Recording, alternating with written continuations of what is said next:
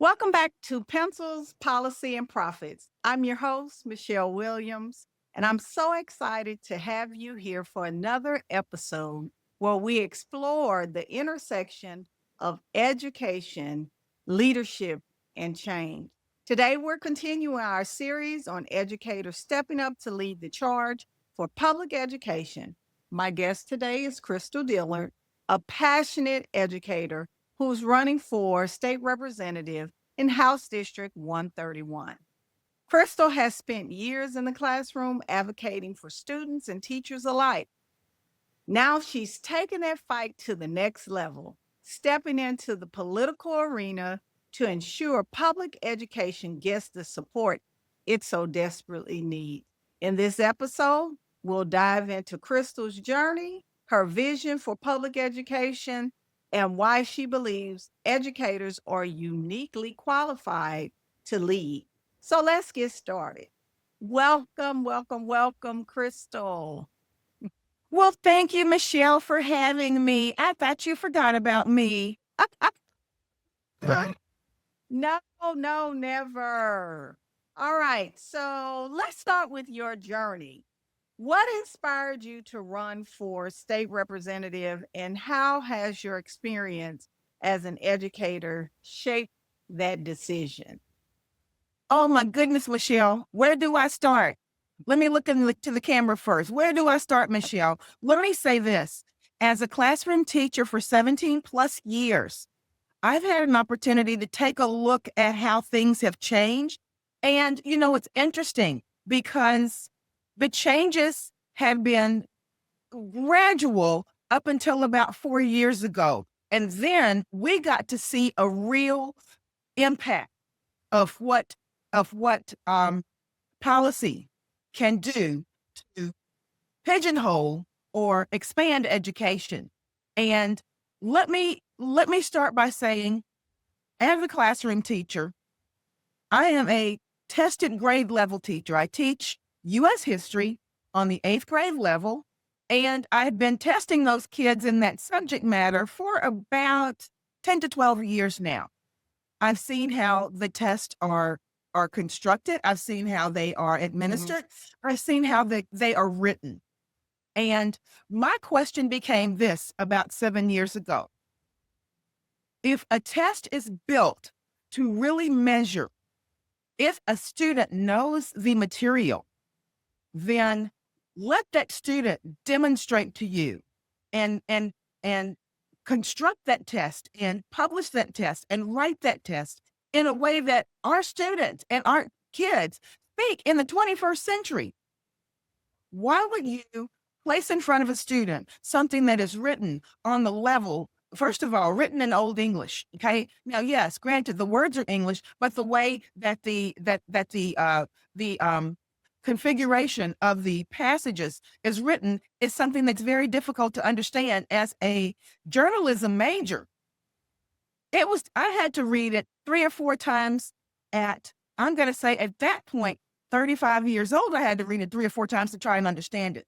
But my point is this: if you really simply want to know if a student knows information, what you will do is give it to them and state it in a way that students can understand it and they can tell you whether or not they know it. But it seemed to me that the test was moving more and more into the realm of trying to catch the students in a way where they would not be successful. That's a problem for me. And that is solely up on the shoulders of TEA, the State Board of Education, and the people who place these tests in front of these students. I know they know the information. I know that they know it, but present it in a way that the student can explain to you and show you and demonstrate to you that they know it. So when I saw that happening, I said, wait a minute. I even implored my social studies department at that time in HISD to say, listen, is there something that we can do to stand before the State Board of Education and say, we need to address the way this is written and who's writing these tests? Why would you place this in front of a 13-year-old student who understands things and is able to process things on a 13-year-old level. Why would you place something that's post-college in front of that student as far as the understanding is concerned? I knew at that point that something was shifting into the direction of trying to show that students were not, or trying to display that students were not capable of something when that was not the case. So I knew that at that point, education in Texas there was an attempt to discredit education and the system of education that we have built here in Texas. I could see it then. I didn't see the writing on the wall as far as bringing us to where we are now, but I can see what those steps being taken were. That's what inspired me to run. Yeah, the testing has always been an issue. I know when my son was in 5th grade, that was our first bout of testing. And I can remember in science, y'all has always done really well in science. And they were adjusting the scale. They kept messing with it. So Right. that was in 2004. And it has gone downhill ever since. One thing that really kind of stunned me because it was when I realized they changed the level of difficulty of the reading test Right. for our students. And yeah, it was crazy. I was like, how do you change the level of the difficulty of the text and then say the kids are not growing? Well, let me tell you, Michelle, let me tell you how that's done. Every time the kids begin to display that they are capable and that they are meeting the standards, they change the goalpost. Mhm. You know,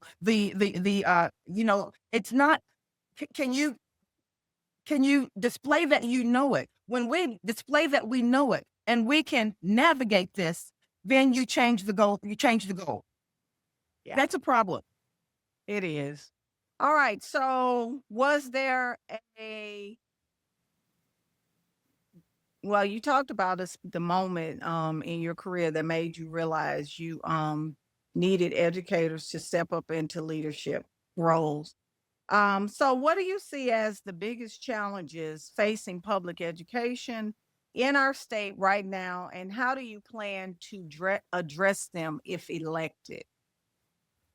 Michelle, when I'm elected representative for Texas House District 131, one thing that I am going to immediately do is, I don't know if the public realizes this or not, but at some point we've got to look in the mirror. And the reason that we're at the place that we're in right now is because there are intelligent, responsible Texans who are not exercising their right to vote. Right. And what happens, and people don't realize what the trickle down effect is. Well, I hope that it has hit home enough now so that people realize that all of this is a result of certain people being in place who do not believe in public education. When Horace Mann, one of the main reformers of the 19th century, put in place a public education system in every state. That was the kind of thing that was novel at that time, but we begin to take certain things for granted. And I think our public education system is something we've taken for granted. And here's the issue. The main issue that's addressing public education at this time is that there are people at the helm who do not believe in public education. Now, I don't care if you are a person who is privileged enough to have gone to a private school or whatever. The other 9 people behind you, if you're that 1 out of 10, the other 9 people behind you may not have had that opportunity and probably didn't. So we have got to make sure that it's just not us that we're thinking about. We've got to think about the whole because we are part of the whole. And if public education is not funded, if funds are being siphoned away from public education continually, and the amount per child is continually dwindling. And the funds that are there are being siphoned into just arbitrary, and I mean that seriously, charter schools who are then we have an issue. Now, don't get me wrong, because I've taught in charter schools. The only way that I feel charter schools should that schools should be allowed to charter is this. If there are issues in the public school system that they are just not equipped to deal with, sometimes you have, or that they are not providing services for. Sometimes you have a system whereby, for instance, Harris County has the school that is the school for students who have committed a crime, and it's the high point schools. Charter schools should fill that kind of void, and take students who are just not able to function in a public school, but for lack of a better explanation, the public school system is given up on. I believe that at some point there need to be entities to step up to fill that void, and they need to be strictly um, um, monitored by the state of Texas. But as far as arbitrary schools just going up who are doing things that the public school system should be responsible for, that's siphoning money away from what we need in public schools, and I see it every day. Okay. So, I know with charter schools are an issue, but outside of charter school, what other issues do you see that adversely affect the constituents in District 131? One of the main things that I see that affect constituents, because now keep in mind that District 131 is extremely diverse. We have communities that are almost international communities in this district. And and within that, you're always going to have a subset of needs for population. We have an emerging bilingual population that definitely needs to be serviced. We have special education students that need to be serviced. And both of those particular subsets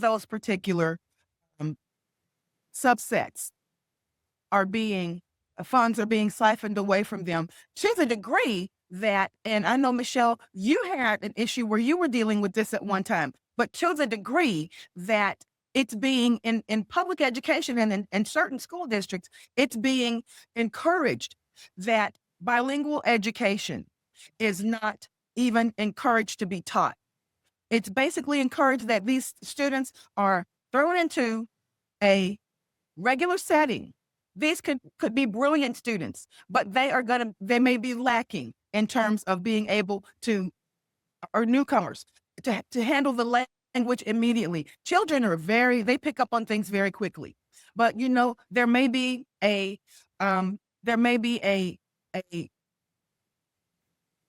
certain section of time where they need to, and I'm searching for the word because it's on the tip of my tongue, but a certain degree of time where they need to be able to acquire the language, Mhm. and if that's not there, that's setting kids up for failure. It's setting kids up for failure. Special education. I'm also a certified special education teacher. I went ahead and got my special education certification because I've been in classes before where I have had expressly half of that class sitting in there that are that need special education services. You know that when you have a certain amount of special education services in your special education students in your class, that you're supposed to have a special education teacher to come in and help service those students. And those students, by law, are required to have a certain amount of special education service hours per week.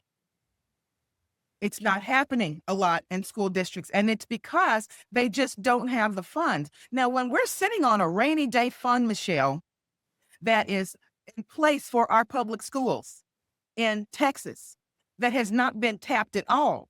And we have students who are not receiving bilingual services, ESL services. We have students who are not receiving special education services. And, don't get me wrong. Some of these students are students that are mainstream. Their special education designation may simply be dyslexia. There are genius level people with dyslexia. Okay. So when we refuse to service these students, what type of disservice are we doing to ourselves as a society? Yeah. So, the public education piece for your constituents, that's, given that that's our background, are there other issues that affect House District 131 outside of public ed? Oh my gosh. Michelle, I grew up in House District 131.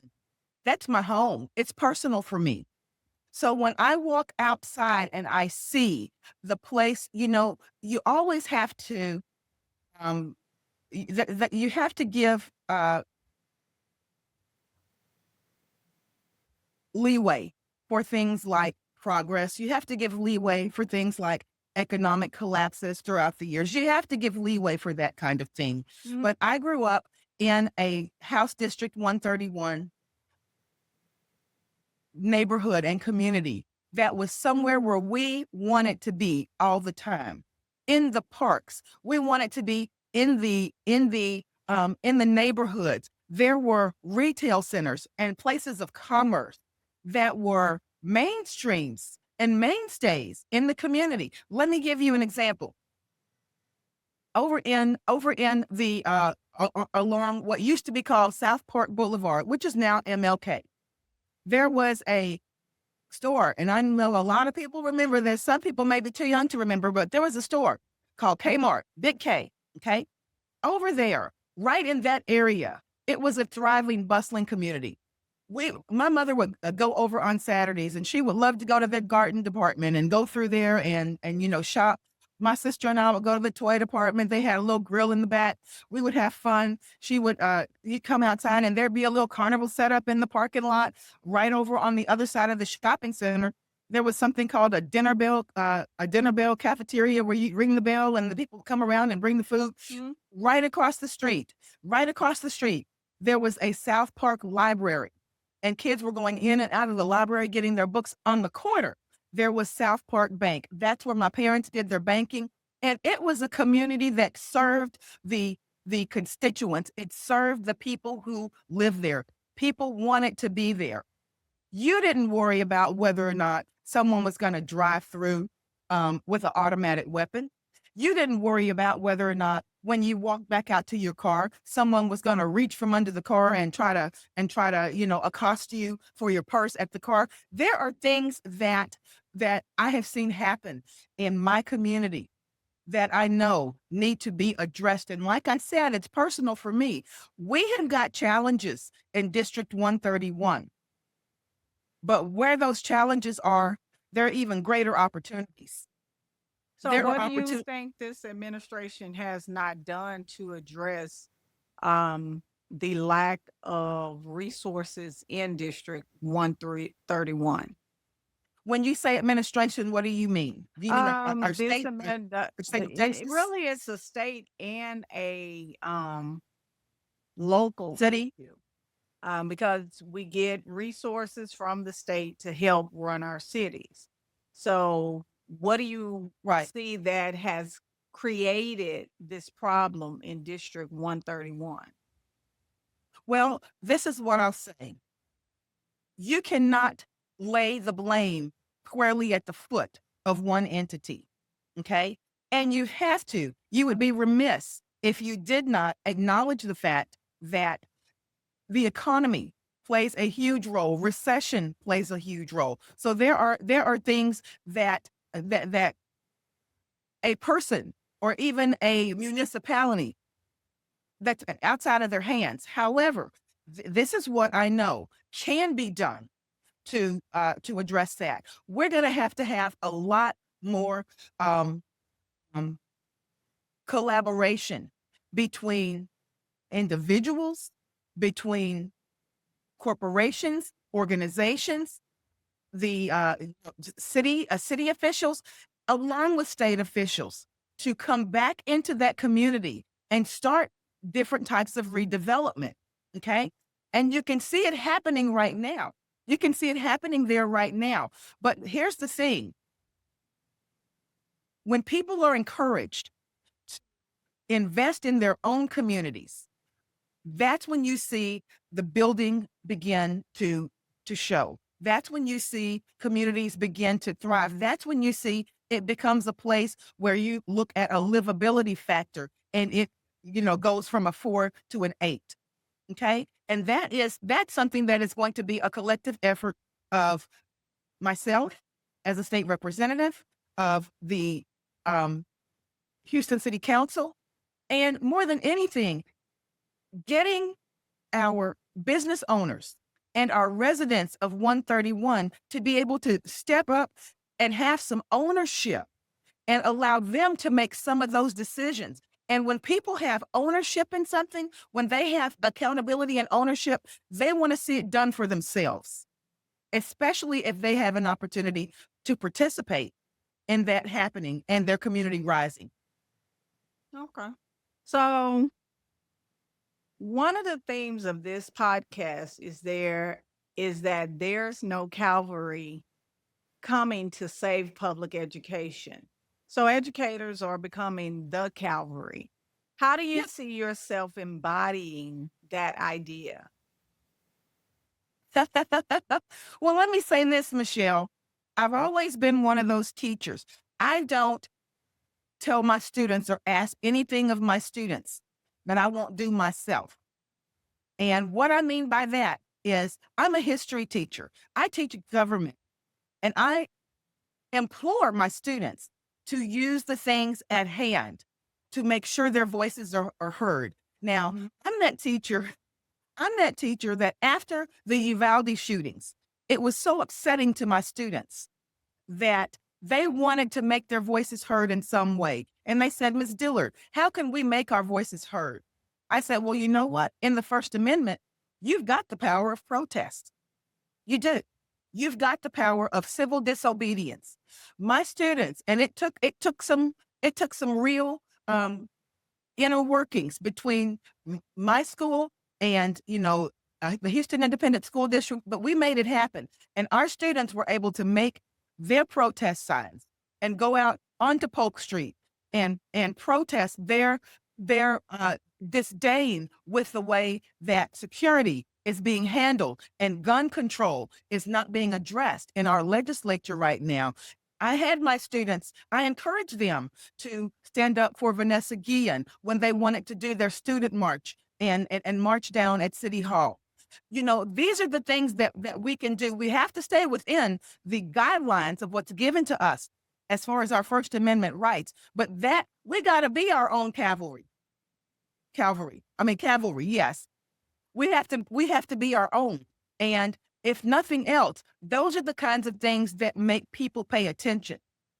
And when it makes me proud right now when I pull out that video tape and that video footage and the pictures of myself and the other principals and all of our students and our picket signs outside of that school, making sure that our legislators and our people in Austin know that this is something that can't continue to happen. And we want more than thoughts and prayers. We want you to do something about it. Yeah, every time they say thoughts and prayers, that kills me. And, this whole thing with the Bible being infused into, um, you know, the public school system, I'm going to be honest with you, it has made me really, really apprehensive and not trusting of people's intentions, especially when it comes to Christianity. I will not join any type of group or anything else because in the back of my mind, it's like, are they trying to indoctrinate me or what? And I know that's outlandish, but it, I never felt that way before. Because I'm kind of like, okay, if something comes up, then I'll get that little tinge or whatnot. but I am this whole scenario of infusing the Bible into our public school system and all of that. It doesn't sit well with me. It makes me really nervous because I And know Michelle, Tallarico talks about Christian nationalism, and it's crazy. It really is. Michelle, here's the thing. I'm a Christian person, and I'm there's nothing you can tell me to make me waver from my faith. So it's not my duty as a history teacher. There are elements of religion that come up in U.S. history. Enlightenment. Those are, the Great Awakening. Those are elements that come up. But here's the thing. I sit in a classroom of at least on a daily basis of at least at least 7 to 10 different nationalities. Okay.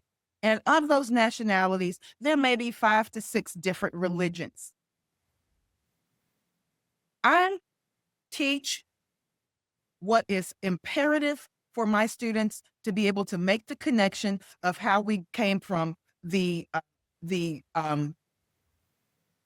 beginning of American history when we got here, colonization, up until where the place where I teach. And of course, we make the connection for it to go on up until modern times.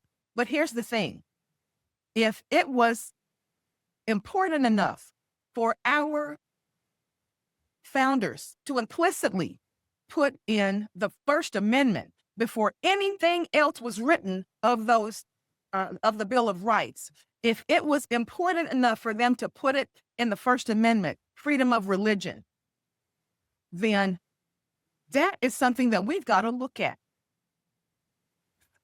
Religion has no place in our school system. It does not. And Michelle, interestingly enough, we've lived long enough for 75 plus years without the infusion of religion in our school system.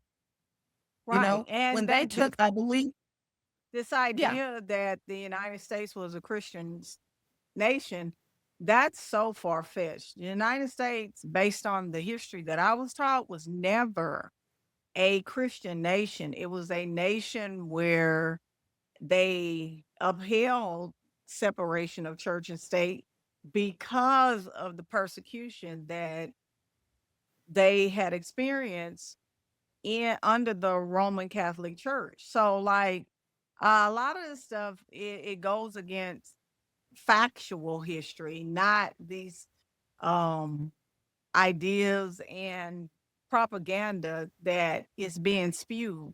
It's really crazy. And the funny thing about it, the mind is an extraordinary muscle. However, it can play tricks on you. And what they do to especially less educated people who have less formal education, they repeat it Right. over and over again until they believe it.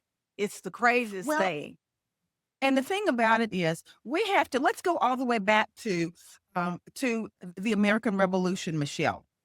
In the American Revolution, a great, great amount of money that was given to the patriots in order to fund that revolution from England was given by a Jewish citizen here in the United States called Haym Solomon.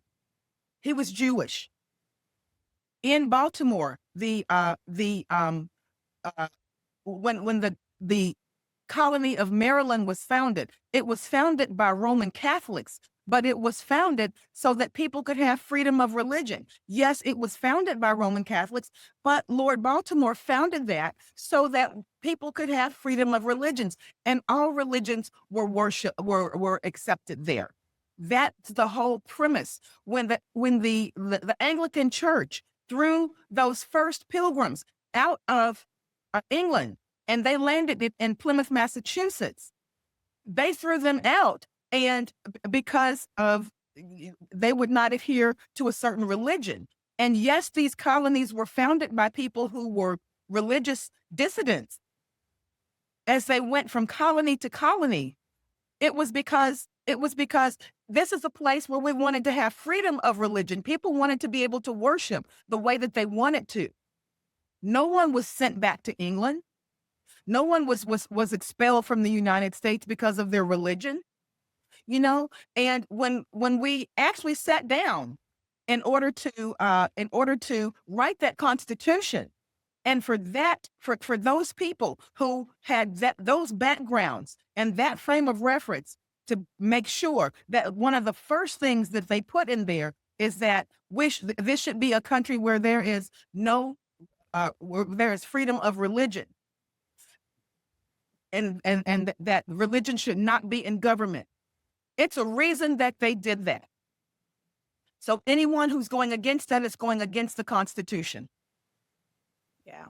All right. So if you're elected, what are the top 3 priorities or initiatives you prioritize to strengthen public education in your district and across the state? You know, I think, first of all, I'm going to say this. Education is the ocean from which all other rivers flow. Education is the backbone of science. Education is going to be the backbone of government. Education is going to be the backbone of philosophy. So everything uh, flows from the ocean. Every other river comes from the ocean of education. And one thing that I would address first is going to be accessibility, Michelle, and that means accessibility, not just public education on the K through 12 level. One thing I've done with my podcast is that, and I always say this, Michelle, if people want to know exactly what I've been doing for the past 4 to 5 years, check my receipts. On my podcast, one thing that I've had the ability to do is to share different types of educational resources with the community. And that is on the collegiate level. That is on the alternative level for high school diplomas, and different, other types of entities, education for seniors. Share with them resources that are available for people to be, even educational resources for people with disabilities. That is going to be paramount. One of those things is going to be the way that we work in tandem, that the state works in tandem with Houston City College, and continuing to ensure that we are able to keep early college high schools in high schools, ensuring that we're able to continue to have a program where seniors can go back to get college degrees free of charge. Another thing is making sure that we are continually working with different community partners, so that programs whereby in Houston City College, where it's partnered with factions of the community and corporations, where students can actually get a bachelor's degrees of applied sciences if they are able to work at a certain free of charge, if they contract to work for a certain company for a certain amount of years. Where there are entities trying to work to make sure that education is limited, especially formal education. One thing that I want to do is make sure that these particular systems are not just put in place, but they are shored up with the dollars they need to continue. Another thing is accessibility, Michelle, to internet. It absolutely floored me to know that many times, we're limited on the amount of homework we can give the students now. Now, first of all, I don't know I know in HISD where you were, it was this way, but 5 years ago, they took away our textbooks in HISD. There are no textbooks for people who may not be familiar with that. Parents need to know that. There are no textbooks that we work with. Everything is technology driven.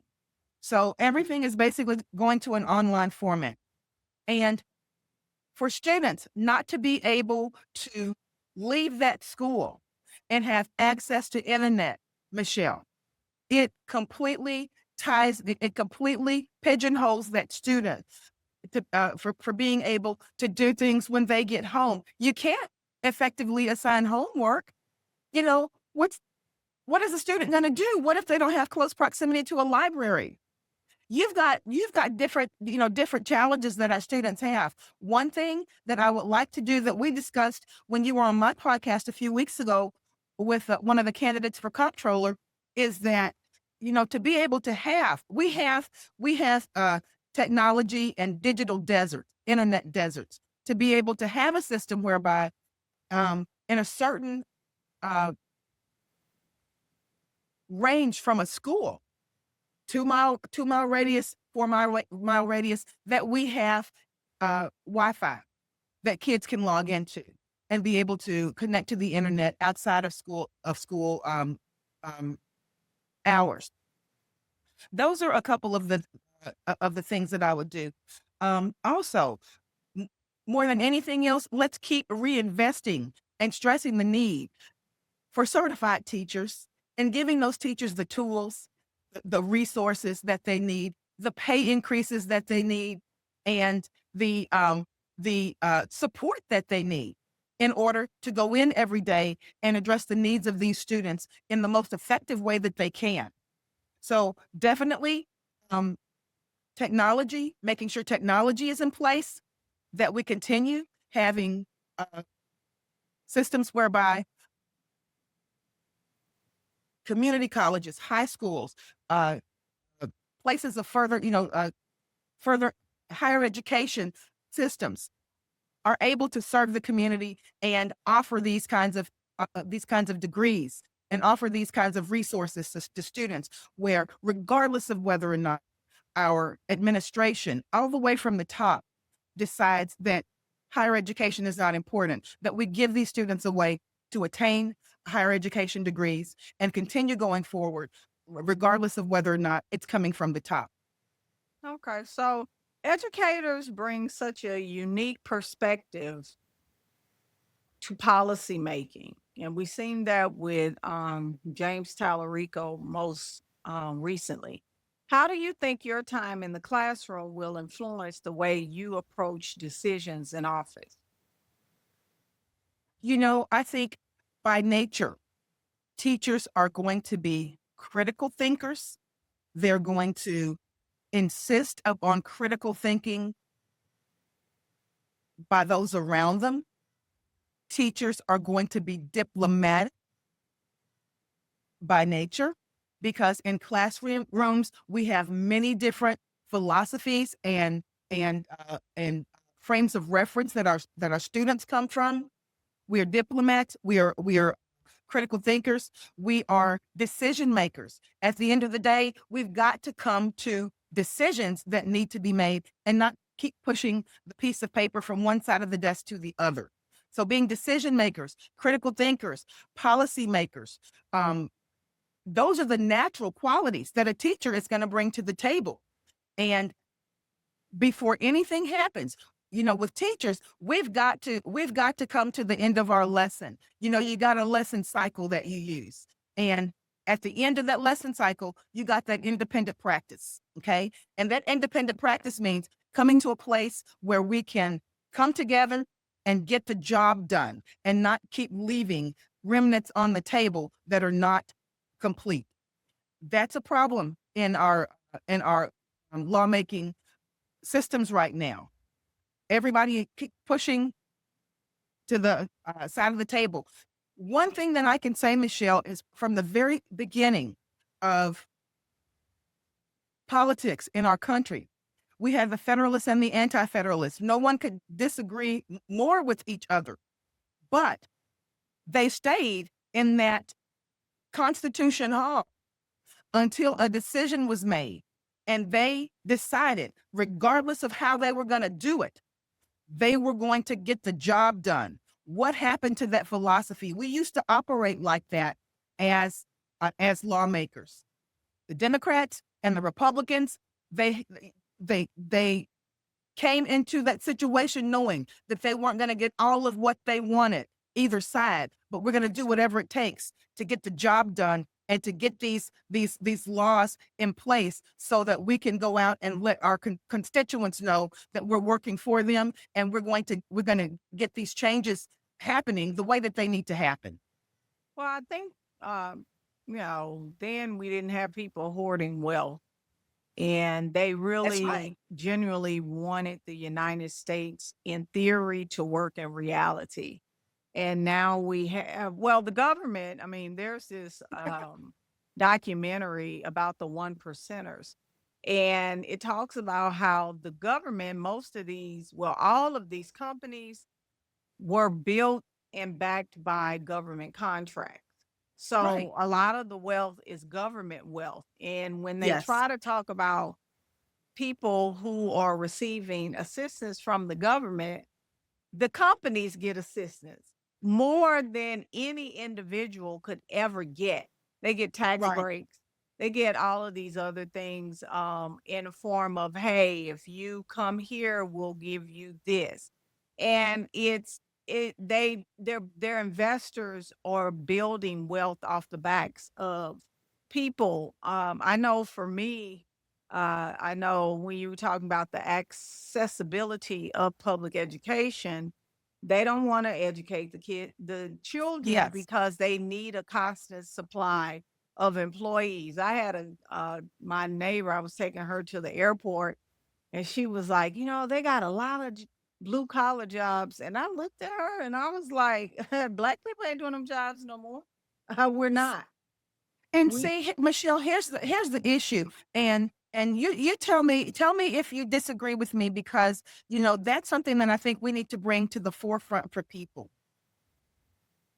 Education, and we do not speak out. Teachers do not speak out against any type of blue collar job. This is what we stress in the classroom. If you decide that you go all the way through high school, and you decide to go on to college, you can still come back and decide that you want to get your license or certification as a plumber and open your own plumbing company, and you have divisions in 5 cities, sort of like Savant did. Okay. He got his education though, because here's what education does. It and this is what the powers that be do not want to happen. It has been proven time after time that the more education people have, the more critically they are trained to think and question their circumstances and situations, and not accept simply what someone else is telling them, because their frame of reference is greater. When you take that away from people, that when you limit education and tell people that education is not that important, then you take that frame of reference away from them, so they can't say, well, you know what? When I was in school, I met someone who was this way, and that what you're telling me is not true.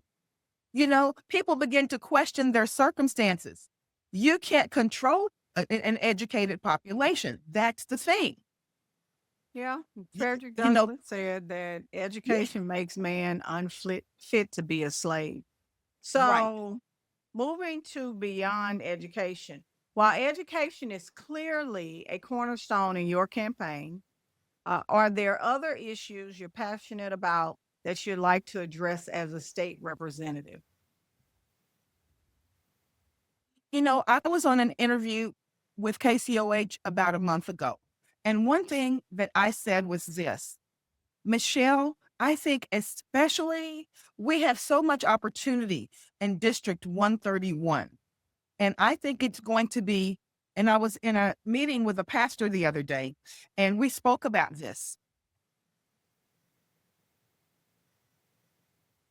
encouraging our people in the district to work collectively together to build and bring resources into our communities for ourselves. We have got in real estate investors, we've got builders, we've got contractors, we've got people with business degrees and who finance projects. Where are the Black-owned Starbucks? Where are the Hispanic-owned Starbucks? You know, and what I mean is not necessarily Starbucks. I'm using that as an example, but we have everything that we need to build our own services and companies and places that we can patronize for ourselves. It's just going to be a matter of bringing the resources, bringing the think tanks together to start building. You see the beginnings of it right now. I was sitting in a meeting with some District 131 constituents about a month and a half ago, and the very thing that I asked them was this: what is it? And these were people who were recent college graduates, okay, within 5 years.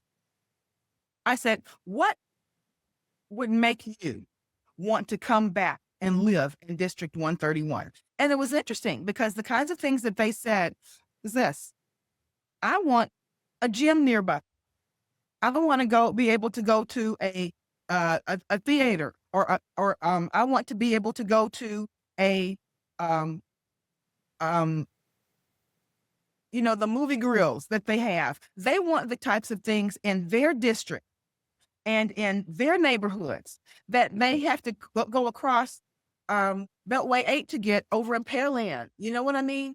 And here's the thing: if we come together and we petition and rally for many of those things, for a long time, there were no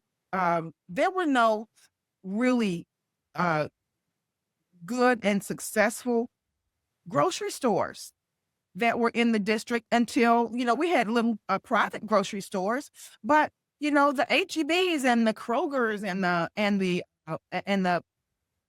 the Whole Foods, we want those kind of places too. And not only those big corporate entities, we want to be able to provide a place and a structure for minority-owned companies to be able to start their own small Whole Foods type stores, to start their own Starbucks type coffee shops, and be able to have a community in place that will support and patronize them. We have all that talent. We have all of those resources available there. It's just a matter of pulling them together, coming together as a unit and saying, hey, let's go ahead and make this happen. Let's stop talking about it and make it happen. And I think the churches are really excited about working together to make sure that we build those types of um, commercial and retail services in the community as well.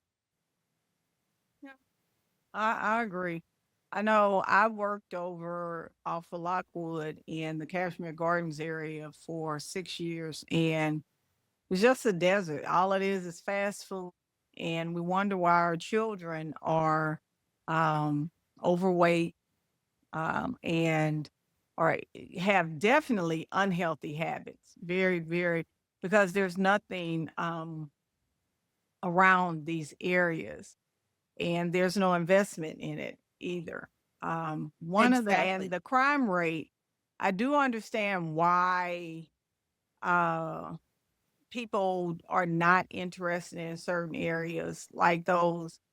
But I think if there is more of an investment, and there are houses over there are people that live there a long Yes. time, they would support and Yes. create more of a neighborhood watch to help with the crime Right. rate. Because I can remember at Lockwood and 610, there's a McDonald's. It's actually owned by a Black family, Yes. and somebody came in and shot and killed him. The owner. That's right. Yeah, I remember that. That was about 7 years ago. Yep. Yeah. So it's those things that, but I without investments, it's something that we keep recycling and talking about. But you know So what, Michelle? Yeah. Here's the thing about that. You know, again, I'm going to come back to this. Not just in education, but in community. No one is coming to save us. And we should be able to see that by now. Yeah. We are going to begin to have to be our brother's keepers. And sometimes it's just a matter of the right person being able to make the connections between the different entities in the community so that so that community members feel an ownership of what's going on around them. We've got to begin policing our own communities too, Yeah. you know? And when we begin doing that, it's, I don't know how much is a Ring doorbell. Okay. And I'm just throwing that out there. If we can have a program whereby we have Ring doorbells on at least half of the houses on the block, you're going to be able to begin addressing issues that happen with crime because it's going to be on videotape. Even if people do not, want to come forward, if police, request a videotape, your Ring doorbell or your eye, those are your eyes.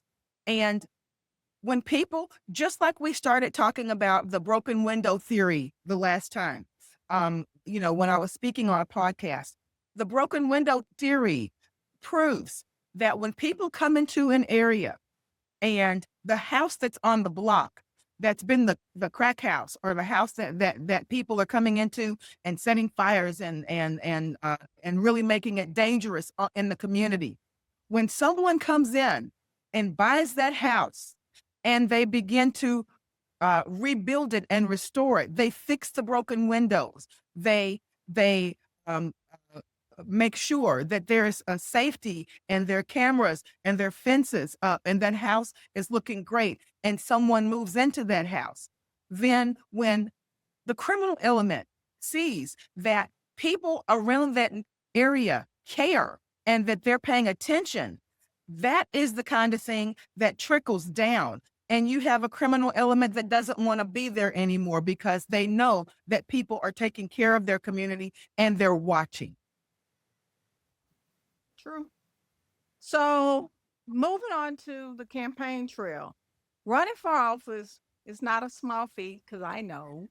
What has been the Yes. most surprising or challenging part of this journey for you so far?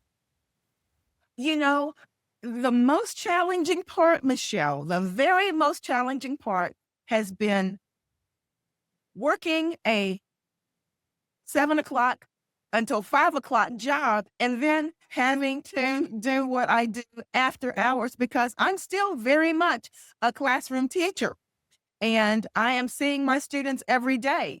And to be able to so I depend a lot on my campaign team to be out there and doing things. I've lost a little weight since I've been on the campaign trail, which is a good Yeah. thing because I'm having to move around a lot. But really making sure that my team is out there doing what they need to do to get our message out there. That's been a challenge, but I'm so thankful for them because they have stepped up. They really, really have stepped up. And what has been surprising to me is that, oh my gosh, so many of the people in the community have said, I love the fact that teachers are stepping up. We've had too much of the same in place for such a long time. That's part of the problem, having the same in place for such a long time, and we don't see anything changing. So I believe that these teachers at the table are going to really um, make a huge spring forward for the way that legislation is handled and the way that we look at our communities, the way that we move forward in decision making. And if nothing else, our students look at us and they can see that our teachers are making the decisions and they are there helping to make laws that are going to affect us. I can do the same thing. The most rewarding thing to me, Michelle, ever has been when one of my students walked up to me. I was out. This was the day before an election, the last time that I ran for District 131. One of my students walked, and I was out in front of the Hiram Clark Multi-Service Center, and we were handing out campaign information, and we were out there, and someone walked up to me from behind, and he said, "Miss Dillon?" I said, "Yes." He said, "Do you remember me? My name is Mauricio. I was one of your students." I said, "Oh my gosh." And you know how sometimes you have thousands and thousands of students, but you never forget the eyes? He was an adult man now, and I had him in seventh grade. But he said, "I'm running for district judge here in Houston. And I just want you to know that, that I remember you. And I was an immigrant. My family were immigrants. And we came here, and now I'm running for judge." I said, "Mauricio, I can't even explain to you how proud I am of you." And we took a picture together. I was holding my campaign sign, and he was holding his campaign sign. And that was one of the proudest moments that I've had as a candidate.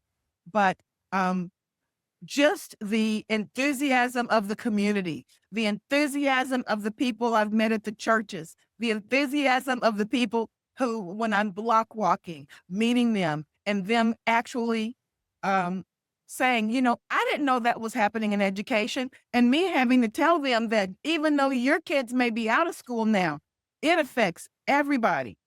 It does. Education, if, imagine if there was no high school extracurricular activities. There was no ROTC, there was no cheerleading, there was no gym, there was no football. Imagine someone stifling all that, and school as we know it ceases to exist anymore. A lot of times people just don't realize it unless it's right in front of them or unless they're a part of it at that particular time. True. So true. All right. So inspiring others. And I, for me, I entered running for state representative. It was not on my bucket list, but I would doing this in the hopes that it would be inspirational to other educators, Yes. because I think they make it intentionally difficult for regular people like teachers to run for office because they don't pay anything. But what message do you have for other educators who might feel frustrated or powerless about the state of public education? What would you say to inspire them to take action, whether it's running for office or advocating in their own way? The main thing that I would tell them is that change is inevitable, and change is what has brought us to where we are right now. We can decide whether or not that change is going to be for the better or if it's going to be detrimental. And if teachers, the ones, Michelle, I've had teachers that I've had to encourage to vote. Yeah. And that scares me. That scares me. And if it's my job isn't always going to be to teach the kids.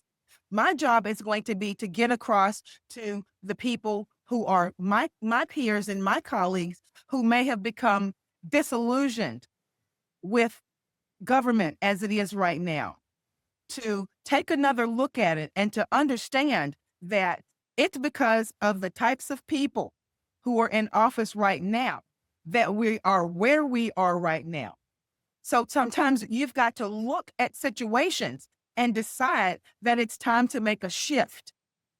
And when you make that shift, you can't always make that, like the old saying goes, you can't take everybody forward with you. When you make that shift, you've got to make that shift knowing that they're going to be that the transition may not be 100% comfortable all the time, but it's necessary. But the things that are the most necessary, Michelle, in life are going to be the most difficult things to accomplish. And we teachers need to understand that. And we teachers need to get that across to our colleagues too. And, you know, I think sometimes it's a matter of teachers feeling like it's too difficult, or like only the rich people get to do this, or only Oh, people yeah. with power and money get to do this. But guess what? I'm saying step up and assume your power. Yeah, Nobody's gonna hand it to you. Yeah, it always baffles my mind to see teachers feel I don't know if it's I don't know, because I've never felt like that. Even as a young teacher, I always I I don't understand why teachers feel like they are powerless. And it's not just younger teachers, and maybe because I was surrounded by veteran teachers who was like, "Well, we heard what she said, but we're gonna do this." And that's the way yeah, we always did what was right for kids, even though we knew that we gonna have to face the music. And I just got right, behind the veteran teachers. If they saying we wasn't doing it, we wasn't doing it. And we were gonna do it this way. And I have that. And to see educators, especially in Houston ISD, Houston ISD was always the leader in pushing back. And to see yes, that these teachers bow down and run, it's really yeah, concerning. It really is. And I don't expect everyone to right, fight and be at the forefront. I mean, because yes, people don't know this about me. I've been fighting leadership for a long time because I didn't want any yes, expectations. Don't expect anything of me, expect something of you. right, So it's really concerning to see teachers not speak up, especially right, Black teachers. There's this book, Jim Crow's Pink Slip, and it talks about and it tells the story of Black educators and how we were left out in the cold when it came to Brown versus Board of Education and the integration of the U.S. public school system. They yeah, fired a lot of Black teachers. They fired a lot of principles. And right, my fear is that that's going to happen again.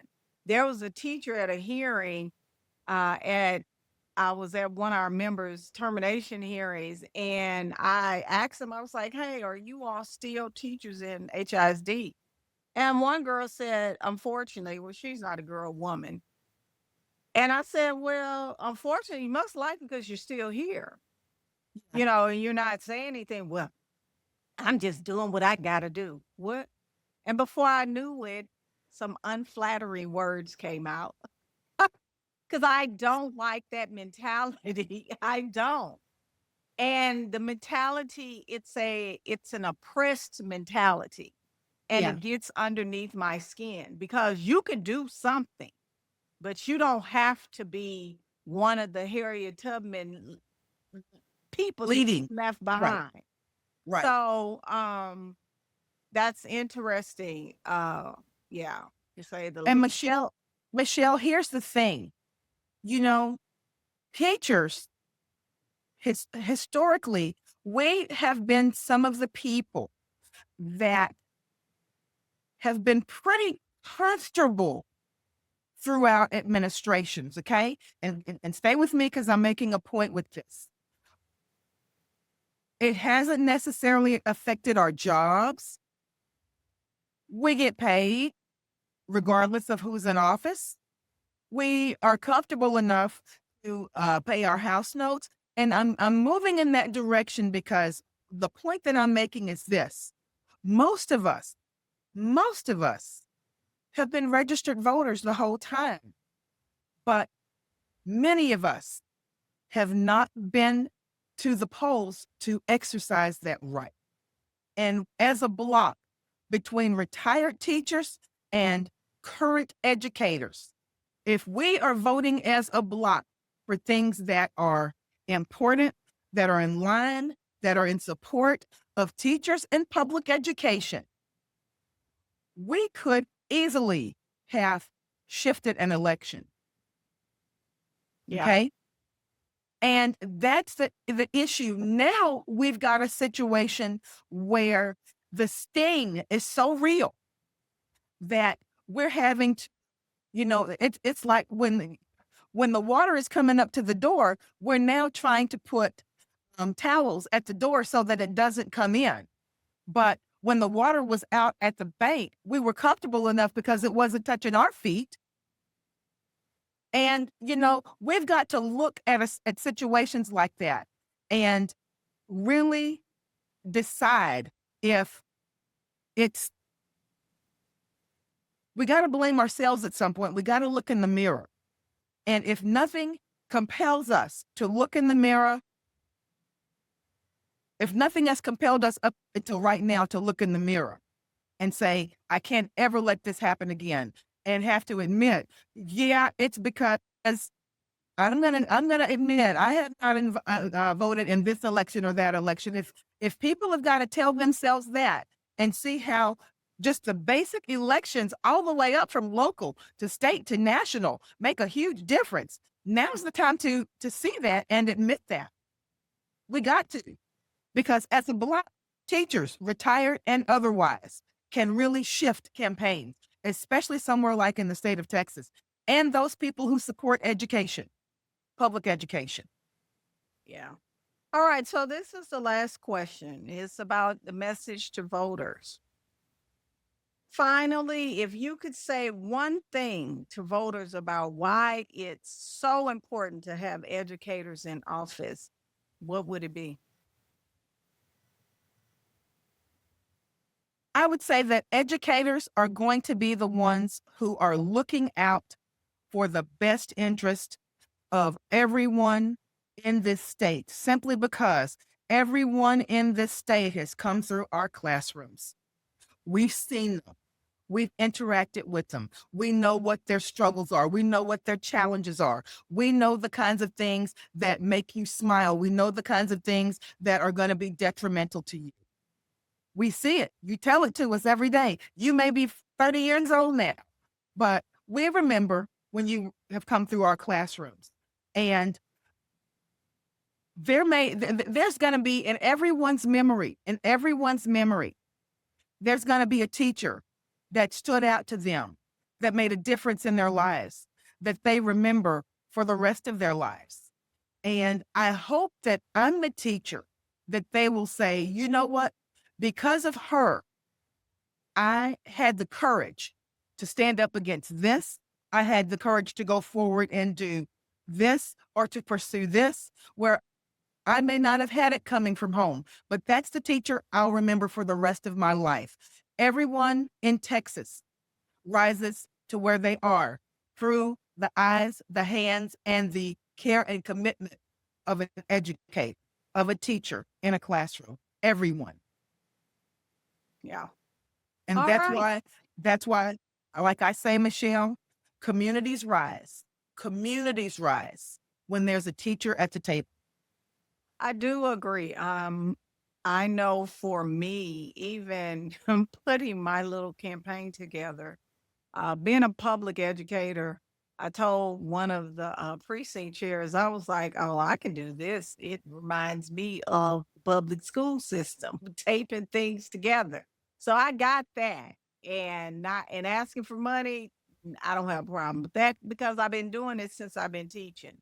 So, Yeah. but I think these conversations are important for people to hear why educators are running, how we are a part of the movement, and really stepping up because it was educators prior to this hiccup or authoritative rise again, because a lot of people don't know this happens ever so often in America's history because that's where we derived from an authoritative system. And there are people that come to the US or are still here believe that it should be a system of the haves and the have nots. So we're going to wrap it up. So tell the viewers where they can follow your campaign at and donate to your campaign if if if they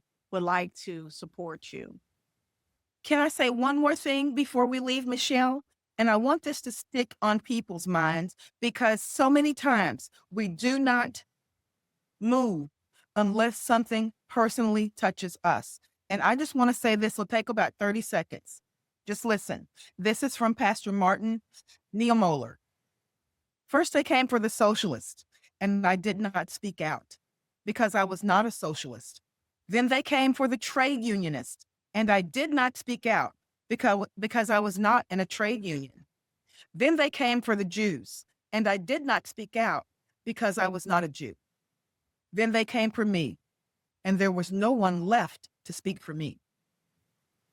I wanted to add that because I think that more than anything else, that's very much pertinent and powerful right now. We can't simply look at what's happening to other people. We have to understand how we fit into this global puzzle. And if we don't speak out and if we don't act, there's going to be no one left to speak for us. We need to turn our head to the left and to the right and see and understand that right now. And if we cover our ears and close our eyes and cover our mouths, there will be no one to speak, and we will not know America that we've come to know in all these years. If you would like to join me in my campaign, you can simply go to Crystal Dillard for Texas. That's Crystal Dillard, the numeral 4, Texas.com. You can please donate to my campaign. We teachers are grassroots, and we are doing it on our own. And we're out there, and we don't have the big entities backing us. We are out there on our own, but you know what? We have that touch point with the community. Every vote, every face, every hand that you shake, every person that you encounter is a potential voter if they're in your area. Even if they're not, they can call someone in your area and make sure that we get over that threshold. But you can go to my Act Blue account, and you can do that from my website, or you can go to my account at Crystal Dillard for Texas at GoFundMe, and I'll make sure that Michelle has all of my information. So if we have a comment section, we can post that in the comments. But anyway, I enjoy always talking to you, Michelle. All right. Yes. So, to everyone listening, if Crystal's story resonated with you, be sure to follow her campaign for state representative in House District 131. And remember, educators like Crystal aren't just running for office, they're running to save public education. If you enjoyed this episode, don't forget to subscribe, leave a review, and share it with someone who needs to hear this message. You can also follow me on Instagram, Facebook, X. I'm not on Twitter. I'm not on TikTok. I will never be on there. But you have a plethora of other social media platforms that you can follow me on for updates, behind the scenes content, and more inspiring stories like this. Thanks for tuning in, and I'll see you next time on Pencils, Policy, and Profits. Until then, keep fighting the good fight. And remember, sometimes the cavalry you're waiting for is you. Bye bye.